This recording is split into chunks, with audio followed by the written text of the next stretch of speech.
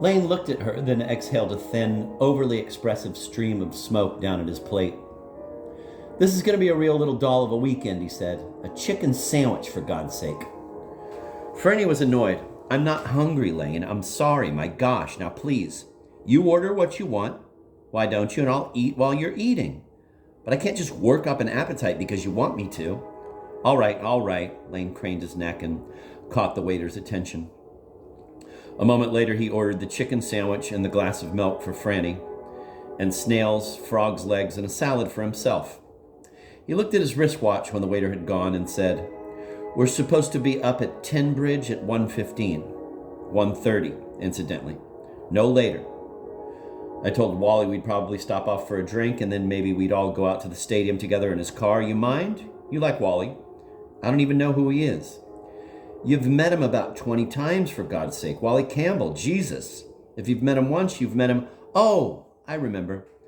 Listen, don't hate me because I can't remember some person immediately, especially when they look like everybody else and talk and dress and act like everybody else." Franny made her voice stop. It sounded to her cavilling and bitchy, and she felt a wave of self-hatred that quite literally made her forehead begin to perspire again. But her voice picked up again in spite of herself.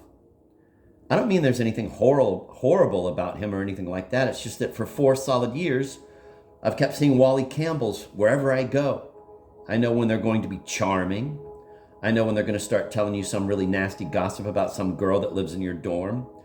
I know when they're going to ask me what I did over the summer. I know when they're going to pull up a chair and straddle it backward and start bragging in a terribly, terribly quiet voice, or name dropping in a terribly quiet, casual voice. There's an unwritten law that people in a certain social or financial bracket can name drop as much as they like, just as long as they say something terribly disparaging about the person as soon as they've dropped his name. That he's a bastard or a nymphomaniac or takes dope all the time or something horrible." She broke off again. She was quiet for a moment, turning the ashtray in her fingers and being careful not to look up and see Lane's expression. "I'm sorry," she said. "It isn't just Wally Campbell. I'm just picking on him because you mentioned him. And because he just looks like somebody that spent the summer in Italy or someplace." "He was in France last summer, for your information," Lane stated. "I know what you mean," he added quickly. "But you're being goddamn all right," Franny said wearily. "France," she took a cigarette out of the pack on the table. "It isn't just Wally. It could be a girl, for goodness sake. I mean, if he were a girl, somebody in my dorm, for example. We'd have been painting scenery in some stock company all summer. Oh, excuse me.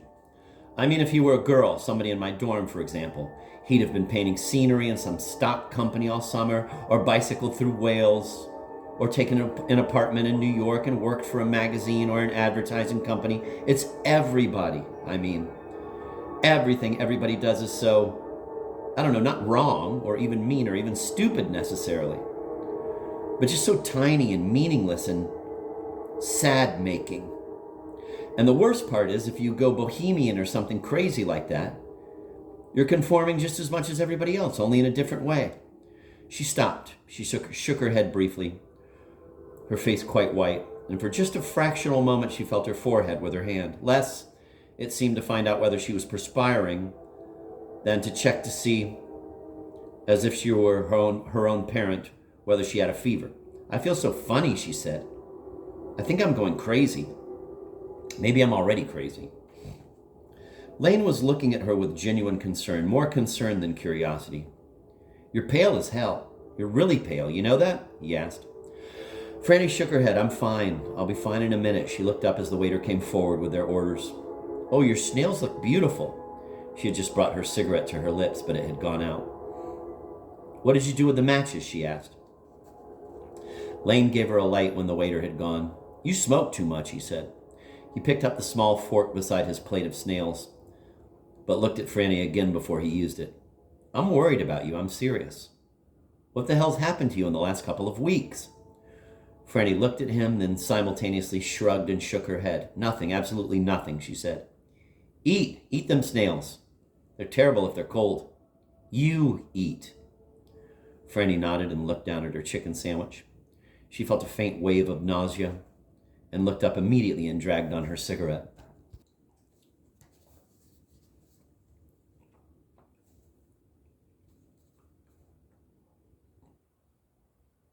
How's the play? Lane asked, attending to his snails.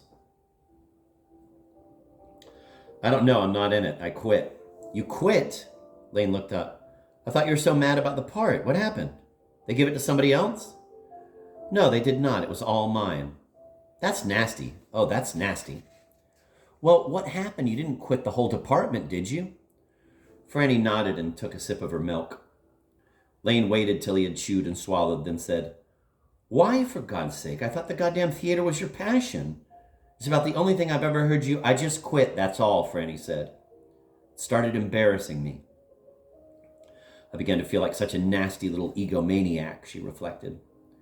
I don't know, it seemed like such poor taste, sort of, to want to act in the first place. I mean, all the ego. And I used to hate myself so when I was in a play.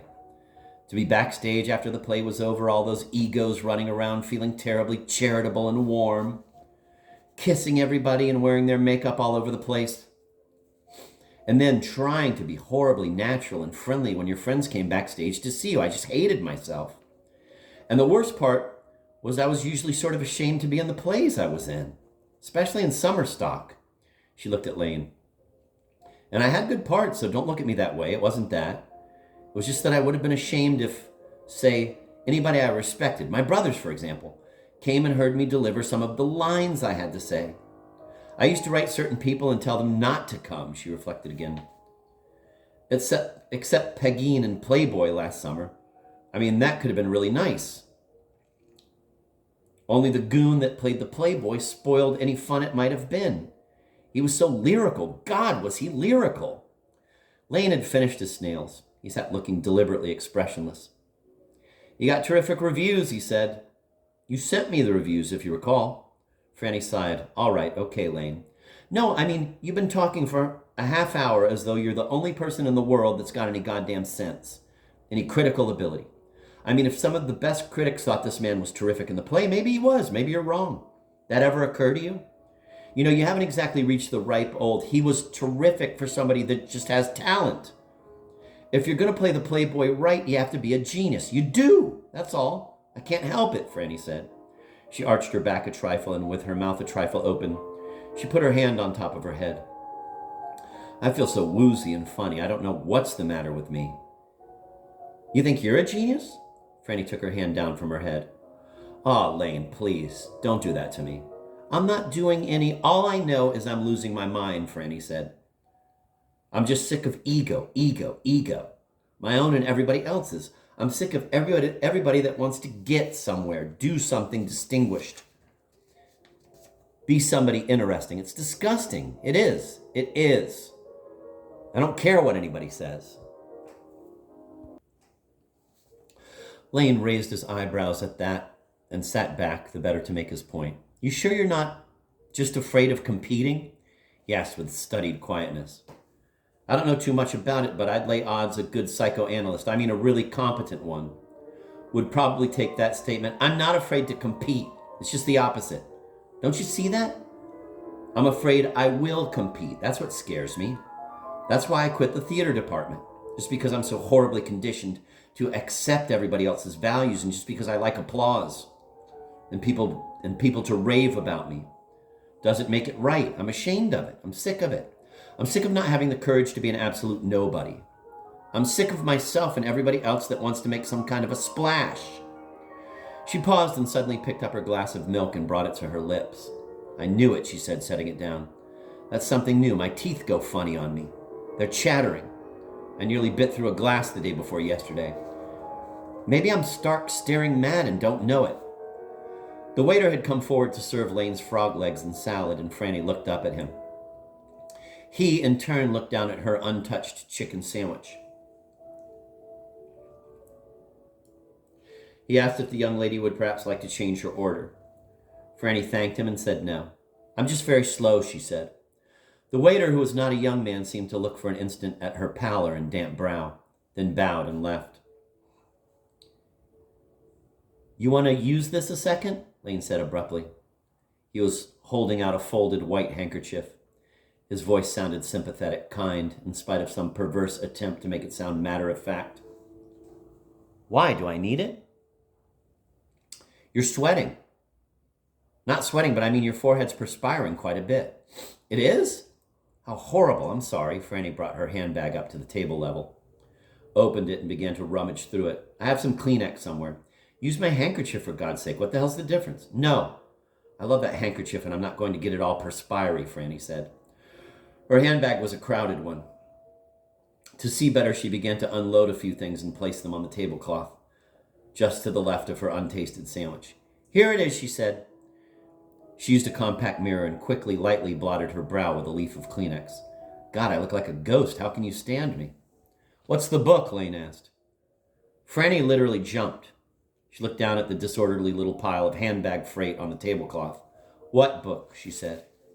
This, you mean? She picked up the little cloth-bound book and put it back into her handbag. Just something I brought to look at on the train.